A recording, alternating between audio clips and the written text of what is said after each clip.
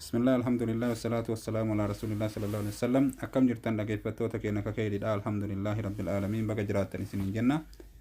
ما بنوسوتك النيل لمان إنه بيك نما بنوسوتك النيل لمان بيكم بربادا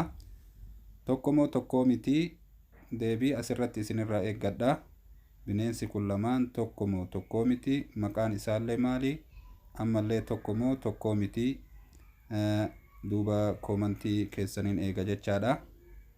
bineensi kun afaan oromootiin maal jedhama immoo tokkomoo inni kun gargarii kunoo gurraacha gaafni isaa kana dheerata tuunillee kunuun akkana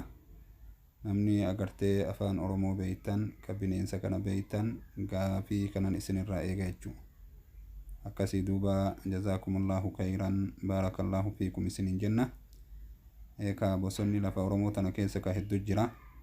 bineensi bosonaallee lafa hedduu agartee oromoo kana keessa hedduu jira kanaafuu hedduu kana keessa namni wallaaluu hin jiru ni jiran jedhee herrega gaafii asittiin isinirraa gabaabsaa deebisaa isaa isinirraa eeggadhaa jechuudha. Assalaamu alaykum warahmatullahi wabarakaatuhu. Ma'assalaam ila liqaa.